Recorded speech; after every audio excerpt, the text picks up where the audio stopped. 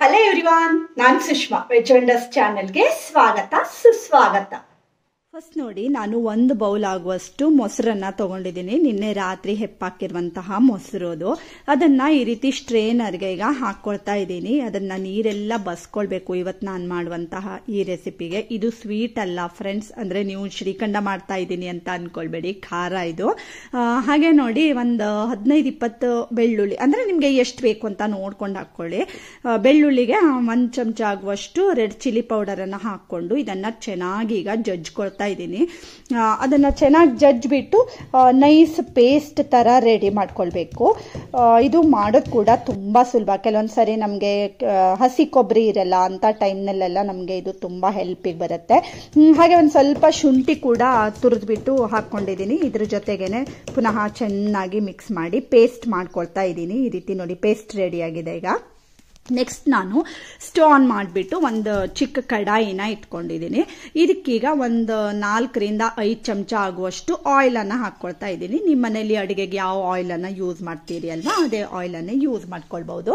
ಹಾಗೆ ನೋಡಿ, ಒಂದು ಅರ್ಧ ಚಮಚ ಆಗುವಷ್ಟು ಜೀರಿಗೆನ ಹಾಕೊಂಡಿದ್ದೀನಿ. ಹಾಗೆ ಒಂದು ಅರ್ಧ ಚಮಚ ಆಗುವಷ್ಟು ಉದ್ದಿನ ಬೇಳೆನ ಹಾಕೊಳ್ತಾ ಇದ್ದೀನಿ. ಮತ್ತೆ ಒಂದು ಅರ್ಧ ಚಮಚ ಆಗುವಷ್ಟು ಸಾಸಿವೆನ ಹಾಕೊಳ್ತಾ ಇದ್ದೀನಿ.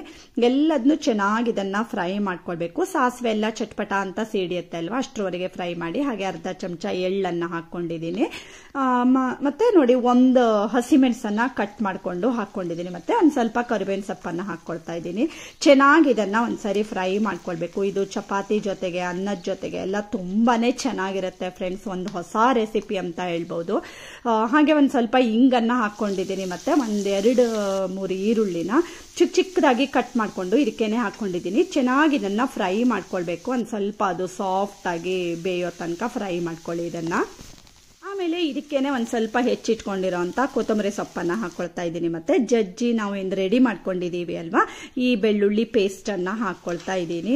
ತುಂಬಾನೇ ಟೇಸ್ಟಿಯಾಗಿರುತ್ತೆ ಫ್ರೆಂಡ್ಸ್. ಅದರಲ್ಲೂ ಇದು ಚಪಾತಿ ದೋಸೆಗಂತೂ ವಾವ್, ಎಷ್ಟು ಸಖತ್ತಾಗಿರುತ್ತೆ. ನಾವು ಎಷ್ಟು ತಿಂತಾ ಇದೀವಿ ಅಂತಾನೆ ನಮ್ಗೆ ಗೊತ್ತಾಗಲ್ಲ ಆಕ್ಚುಲಿ. ಅಷ್ಟು ಚೆನ್ನಾಗಾಗತ್ತೆ. ಚೆನ್ನಾಗಿ ಇದನ್ನ ಈ ರೀತಿ ಮಿಕ್ಸ್ ಮಾಡ್ಕೊಂಡಾದ್ಮೇಲೆ ಒಂದು ಅರ್ಧ ಚಮಚ ಆಗುವಷ್ಟು ಅರಿಶಿಣವನ್ನ ಹಾಕೊಂಡಿದ್ದೀನಿ.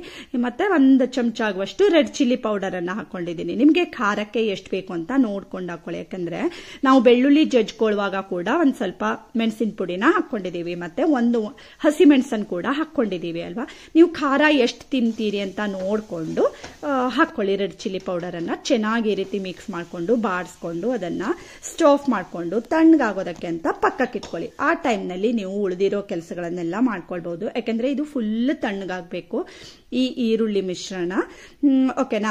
ಆಮೇಲೆ ನೋಡಿ, ನಾನು ಈ ಸ್ಟ್ರೇನರ್ಗೆ ಏನು ಹಾಕಿ ರೆಡಿ ಮಾಡ್ಕೊಂಡಿದ್ದೀನಿ ಅಲ್ವಾ ಮೊಸರನ್ನ, ಈ ರೀತಿ ಗಟ್ಟಿ ಮೊಸರು ರೆಡಿ ಆಗಿರುತ್ತೆ. ಮತ್ತೆ ಇದನ್ನು ಅಷ್ಟೇ, ಈ ನೀರನ್ನ ನೀವು ಚೆಲ್ಬೇಕಂತಿಲ್ಲ, ಅದರಲ್ಲಿ ತುಂಬಾ ಪ್ರೋಟೀನ್ ಇರುತ್ತೆ. ನೀವು ಚಪಾತಿ ಹಿಟ್ಟನ್ನೆಲ್ಲ ಕಲಿಸುವಾಗ ಅದನ್ನ ಯೂಸ್ ಮಾಡ್ಕೊಳ್ಬಹುದು. ಓಕೆನಾ. ಆಮೇಲೆ ನೋಡಿ, ಇದಕ್ಕೇನೆ ನಾನು ಈ ಮೊಸರನ್ನ ಹಾಕೊಂಡಿದ್ದೀನಿ. ಹಂಗ್ ಕರ್ಡ್ ಅಂತ ನಾವು ಇದಕ್ಕೆ ಹೇಳ್ತೀವಿ. ಸೊ ಇದನ್ನ ಚೆನ್ನಾಗಿ ಇದ್ರ ಜೊತೆಗೆ ಮಿಕ್ಸ್ ಮಾಡ್ಕೊಳ್ಬೇಕು. ಮತ್ತೆ ಚೆನ್ನಾಗಿ ಬೀಟ್ ಮಾಡಬೇಕು. ಅದು ನೀವು ಈ ರೀತಿ ಬೀಟ್ ಮಾಡಿದಾಗ ಏನಾಗುತ್ತೆ, ಫುಲ್ ಒಂಥರ ಕ್ರೀಮಿ ಟೆಕ್ಸ್ಚರ್ ಬರುತ್ತೆ. ಅಂದ್ರೆ ನೀವು ಮಯೋನೀಸ್ ಎಲ್ಲ ತಿಂತೀರಿ ಅಲ್ವಾ, ಸೊ ಅದೇ ರೀತಿ ಟೇಸ್ಟ್ ಬರುತ್ತೆ. ಅಂದ್ರೆ ಈ ಕ್ರೀಮಿ ಟೆಕ್ಸ್ಚರ್ ಅದೇ ರೀತಿ ಇರುತ್ತೆ ಅಂತ ಹೇಳ್ತಾ ಇದ್ದೀನಿ. ಚೆನ್ನಾಗಿ ಈ ರೀತಿ ಬೀಟ್ ಮಾಡ್ಕೊಳ್ಳಿ. ಅದು ಫುಲ್ ಸ್ಮೂತ್ ಆಗಿ ಬರುತ್ತೆ ಈ ರೀತಿ ನೀವು ರೆಡಿ ಮಾಡ್ಕೊಂಡಾಗ. ನಾವು ಶ್ರೀಖಂಡ ಎಲ್ಲ ಮಾಡುವಾಗ ಮಾಡ್ತೀವಿ ಅಲ್ವಾ, ಅದೇ ರೀತಿ.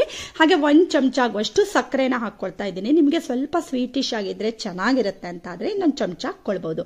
ಹಾಗೆ ಒಂದು ಅರ್ಧ ಚಮಚ ಆಗುವಷ್ಟು ಬ್ಲ್ಯಾಕ್ ಸಾಲ್ಟ್ ಅನ್ನ ಹಾಕೊಂಡಿದ್ದೀನಿ. ಇದನ್ನು ಅಷ್ಟೇ ಚೆನ್ನಾಗಿ ಮಿಕ್ಸ್ ಮಾಡ್ಕೊಳ್ಬೇಕು. ಸೊ ಉಪ್ಪಂತರೂ ಹಾಕೊಂಡಿದೀವಿ. ಮತ್ತೆ ಚೆನ್ನಾಗಿ ಇದನ್ನ ಈ ರೀತಿ ನೋಡಿ ಮಿಕ್ಸ್ ಮಾಡ್ಕೊಳ್ತಾ ಈ ರೀತಿ ಬೀಟ್ ಮಾಡ್ದಂಗೆನೆ ಅದು ಚೆನ್ನಾಗಿ ಅದು ಸ್ಮೂತ್ ಆಗಿ ಬರುತ್ತೆ. ಆಮೇಲೆ ಚಿಕ್ಕದಾಗಿ ಹೆಚ್ಚಿಟ್ಕೊಂಡಿರೋಂಥ ಕೊತ್ತಂಬರಿ ಸೊಪ್ಪನ್ನ ಹಾಕೊಳ್ತಾ ಇದ್ದೀನಿ. ಈಗ ನೋಡಿ ಫ್ರೆಂಡ್ಸ್, ಸಖತ್ ಟೇಸ್ಟಿಯಾಗಿರುವಂತ ಟ್ವಿಸ್ಟ್ ದಹಿ ತಿಕ್ಕಾರಿ ರೆಡಿ ಆಗಿದೆ ಫ್ರೆಂಡ್ಸ್. ತುಂಬಾನೇ ಚೆನ್ನಾಗಿರುತ್ತೆ. ಒಂದ್ಸರಿ ನೀವು ಇದನ್ನ ಮಾಡಿಬಿಟ್ಟು ಹೇಗೆ ಬಂತು ಹೇಳೋದನ್ನ ಕಮೆಂಟ್ ಬಾಕ್ಸ್ ನಲ್ಲಿ ನನಗೆ ಕಮೆಂಟ್ ಮಾಡಿ ತಿಳಿಸಿ. ಟೇಸ್ಟ್ ಹೇಗಿತ್ತು ಹೇಳೋದನ್ನ. ಹಾಗೆ ಇವತ್ತಿನ ವಿಡಿಯೋ ಇಷ್ಟ ಆದ್ರೆ ಗೊತ್ತೇ ಇದೆ ಅಲ್ವಾ ಫ್ರೆಂಡ್ಸ್, ಲೈಕ್ ಮಾಡಿ, ಶೇರ್ ಮಾಡಿ, ಮತ್ತೆ ಸಬ್ಸ್ಕ್ರೈಬ್ ಮಾಡಿ. ಇನ್ನೊಂದು ಒಳ್ಳೆ ವಿಡಿಯೋ ಜೊತೆ ಬರ್ತೀನಿ. ಅಲ್ಲಿವರೆಗೂ take care. Thank you for watching.